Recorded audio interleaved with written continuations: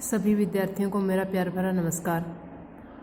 तो सूरदास जी, जैसे कि आप सभी को पता है कि श्री कृष्ण के बहुत बड़े भक्त थे, लेकिन साथ साथ में उन्होंने मनुष्य को अपने पदों के माध्यम से चेतावनी भी दी है कि हमारा जो शरीर है वो नश्वर है, ये संसार है जो नश्वर है, ये हमारे सामने जो सांसारिक जो आकर्षण है वो कुछ समय के लिए हैं, इसलिए इन सब से बच करके हमें उस प्रभु की भक्ति करनी है। तो कबीर सूरदास जी इस पद के अंदर किस तरह से चेतावनी देते हुए मनुष्य को कहते हैं, जा दिन मन पंछी उड़ी जई है, ता दिन तेरे तन तरुवर के सबई पात झरी जई है।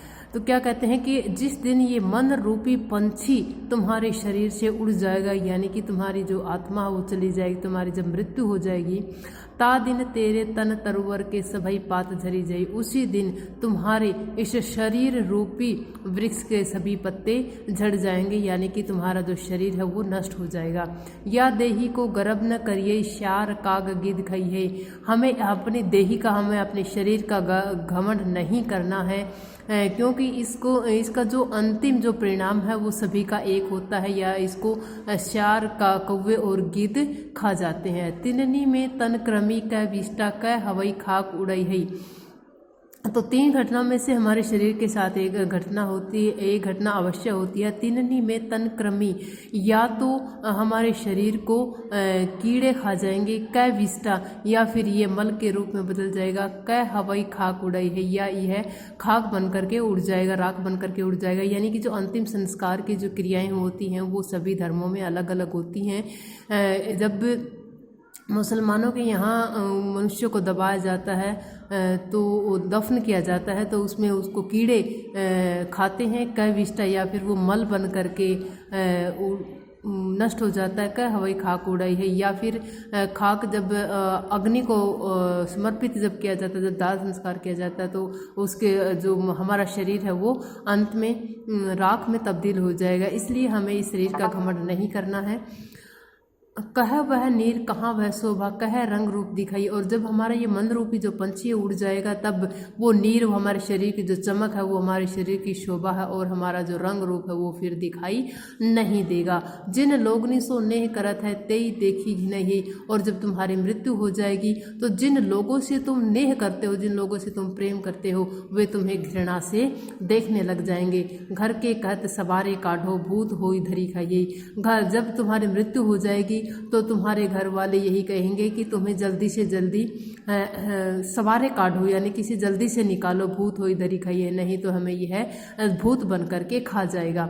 जिन पुत्र नहीं बहुत प्रतिपालो, देवी देव मनहि। और जिन पुत्रों को तुमने प्रतिपालित किया है, पालन पोषण उनका किया है, देवी देव मनहि, देवी देवताओं को मना करके जिस पुत्र की प्राप्ति तुमने की, जिस पुत्र का पालन पोषण तुमने किया है, तेई ल खोपरी बांस दई, शीश फोरी बिखरई। वही पुत्र तुम्हारे शीश फोड़ करके तुम्हारे खोपड़ी को बांस से तुम्हारी खोपड़ी को फोड़ करके तुम्हारी खोपड़ी को बिखरा देंगे।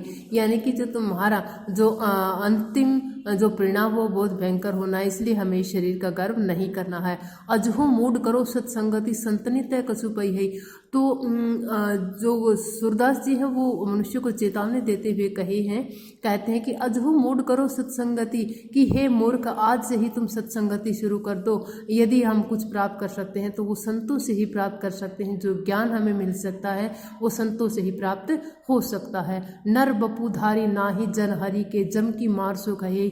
तो सूरदास जी कहते हैं कि नर वपुधारी के, जिसने मनुष्य के शरीर को धारण करके भी परमात्मा का स्मरण नहीं किया, जो परमात्मा के नहीं हुए, उनको यमराज की मार को सहन करना पड़ेगा। सूरदास भगवंत भजन बिनु वृथा सुजन्म गवे। सूरदास जी क्या कहते हैं कि जो व्यक्ति भगवान का भजन नहीं करता है वो व्यर्थ में ही अपना जन्म गवा देता है। तो इस तरह से हम देखते हैं कि सूरदास जी इस पद के माध्यम से पाठक को चेतावनी देते हैं, हर मनुष्य मात्र को चेतावनी देते हैं कि हमें अपने शरीर का गर्व नहीं करना है, क्योंकि हमें हमारा जो शरीर है वो अंत में नष्ट हो जाना। सभी के शरीर का जो अंतिम परिणाम है वो एक जैसा होना है। इसलिए हमें इस संसार के आकर्षण में न फंस करके, इस संसार के रिश्तों में, सगे संबंधियों में न फंस करके हमें उस परमात्मा का, भगवान का भजन करना है, संतों की संगति करनी है, क्योंकि संतों की संगति से ही हमें इस संसार रूपी सागर से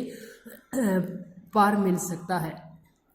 तो अगले पद के अंदर सूरदास जी ने क्या कहा है, प्रभु हऊँ सब पतितन को टीकऊ, और पतित सब दिवस चारी के हऊँ तो जन्मत ही कऊ, बधिक अजामिल गनी का तारू, और पूतना ही को। तो यहाँ पर जो सूरदास जी हैं वो भगवान से अरदास करते हैं, भगवान से प्रार्थना करते हैं कि प्रभु हम सब पतितन को टीको, कि हे प्रभु मैं तो सभी पतितों का, सभी पापियों का टीका हूँ, यानी कि सभी पापियों में सबसे ऊपर हूँ। और पतित सब दिवस चारी के हऊ तो जन्मत ही को, और जो व्यक्ति हैं उनको तो पापी बने हुए सिर्फ 4 दिन हुए हैं, लेकिन मैं तो जन्म से ही पापी हूँ। बधिक अजामिल गनी का तारो, और पूतना ही को, तुम तो इतने दयालु हो कि तुमने बधिक को, अजामिल को, गणिका को और पूतना राक्षसी को भी इस संसार रूपी सागर से पार उतार दिया। मोही साड़ी तुम और उधारे, मिटे सूल के जी को, तुमने सिर्फ मुझे छोड़ करके और सभी का उद्धार कर दिया। इसलिए मेरे हृदय में जो सूल है, मेरे हृदय में जो दर्द है वो मिटने वाला नहीं है, यानी कि मेरे हृदय का दर्द तभी दूर हो पाएगा जब तुम मुझे इस संसार रूपी सागर से पार उतार दोगे। कौन समर्थ अग करीबे को, खैच कहत हऊ लिको, कौन समर्थ अग करीबे को, यानी कि मेरे जितना पाप करने में समर्थ कोई नहीं है। खैच कहत कऊ लिको, ये मैं बात लकीर खींच करके कहता हूँ, यानी कि ये बात मैं कसम खा करके कहता हूँ कि जितना पापी मैं हूँ उतना पापी कोई भी संसार के अंदर नहीं है। मरियत लाज सूर पतितने में मोहू तय को निको, मरियत लाज सूर पतितनी में, सूरदास जी क्या कहते हैं कि मैं पापियों में होने के कारण लाज से मरा जा रहा हूँ। मोहू तय को निको, मेरे अलावा इस संसार में पाप करने में कोई भी श्रेष्ठ नहीं है, यानी कि मैं सबसे ज़्यादा पापियों में गिना जाता हूँ। इसलिए हे भगवान, हे हरि श्री कृष्ण, सबसे पहले मेरा उद्धार कर दीजिए। तो इस पद के अंदर सूरदास जी क्या कहना चाहते हैं कि जिस तरह से एक व्यक्ति बहुत ज़्यादा घायल होता है और वो इमरजेंसी वार्ड में ले जाया जाता है, यानी कि सबसे पहले उसका उपचार किया जाता है, तो सूरदास जी क्या कहते हैं कि मैं भी पापियों में सबसे ऊपर हूँ, इसलिए तुम्हें क्या करना है, सबसे पहले मेरा उद्धार करना है, क्योंकि मैं ही सबसे ज़्यादा पापी हूँ, इसलिए सबसे पहले मेरे पापों को नष्ट करना जरूरी है। तो अगले पद के अंदर कबीर जी ये सूरदास जी क्या कहते हैं, मो सम कौन कुटिल खलकामी, कि मेरे समान, यही प्रार्थना करते हैं, अरदास करते हैं भगवान से कि मेरे समान इस संसार में कोई पापी नहीं है, कोई कुटिल नहीं, कोई बुरा व्यक्ति नहीं, इसलिए सबसे पहले मेरा उद्धार तुम्हें करना है। क्या कहते हैं, मौसम कौन कुटिल खल कामी, यानी कि मेरे समान इस संसार के अंदर कुटिल कोई बुरा नहीं है, खल दुष्ट नहीं है, कामी काम वासनाओं में फंसा हुआ कोई व्यक्ति नहीं है। तुम सो कहाँ छिपी करुणा में सबके अंतर्यामी, हे प्रभु श्री कृष्ण तुम तो सभी के अंतर्यामी हो, तो तुम तो सभी के ऊपर कल्याण करने वाले हो, करुणा करने वाले हो, इसलिए तुमसे ये सभी बातें छिपी हुई नहीं है। जो तन दियो ताही बिसरायो ऐसो नोन हरामी, मैं तो ऐसा नमक हराम हूँ कि जिसने ये तन प्रदान किया है, यानी कि ये शरीर उस भगवान ने मुझे प्रदान किया है, लेकिन मैंने उसको बिसरा दिया है, मैंने उसी को भुला दिया है।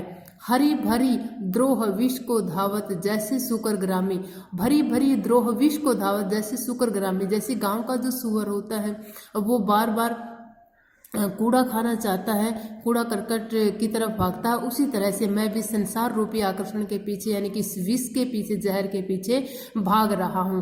सुनी सत्संग होए जी आलस विषय निसंग विश्रामी, मेरे हृदय में जब मैं सुनी सत्संग होत जी आलस, सत्संग सुन करके मेरे हृदय में आलस आता है और मैं इन सांसारिक विषयों के संग में विश्राम करना चाहता हूँ, यानी कि मैं सांसारिक आकर्षणों में डूबा हुआ हूँ, लेकिन सत्संग करते हुए मुझे बहुत आलस होता है। श्री हरि चरण छाड़ी विमुखन की निशी दिन करत गुलामी, मैं श्री हरि के, श्री कृष्ण के चरणों को छोड़ करके रात दिन किसी दूसरे की गुलामी करता हूँ, इस संसार की गुलामी मैं कर रहा हूँ।